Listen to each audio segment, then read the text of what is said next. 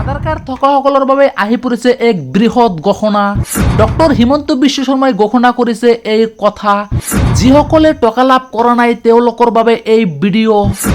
আধাৰ card থকাসকলৰ বাবে মুখ্যমন্ত্ৰীৰ এক বৃহৎ ঘোষণা। আৰু এই টকা কেনেকৈ লাভ কৰিব সবিশেষ জানিবলৈ ভিডিঅ'টো এটা লাইক কৰি দিয়ক। আজিয়েই লাভ কৰক এই টকা। যিসকলে এতিয়ালৈকে টকা পোৱা নাই তেওঁলোকৰ বাবে আহি পৰিছে এক ডাঙৰ খবৰ। কোনে কোনে লাভ কৰিব এই টকা? আধাৰ কাৰ্ড থকাসকলে লাভ কৰক 20,000কৈ টকা। আজিয়েই লাভ কৰক আপোনালোকে এই টকা। আৰু এই টকা কেনেকুৱা কৰি লাভ কৰিব লাগিব সবিশেষ জানিবলৈ ভিডিঅ'টো শ্বেয়াৰ কৰি দিয়ক। আধাৰ কাৰ্ড যিসকলৰ নাই তেওঁলোকৰ বাবেও আহি পৰিছে এক বেয়া খবৰ। আধাৰ কাৰ্ড নথকাসকলে লাভ কৰিব নোৱাৰিব এই টকা। যিসকলৰ আধাৰ কাৰ্ড আছে তেওঁলোকৰ বাবে এক ডাঙৰ খবৰ। ডক্টৰ হিমন্ত বিশ্ব শৰ্মাই উল্লেখ কৰিছে এই কথা। কোনে কোনে পাব এই ধন? মুখ্যমন্ত্ৰীৰ বৃহৎ ঘোষণা। 38 লাখ দুখীয়াৰ একাউণ্টত সোমাব এই টকা।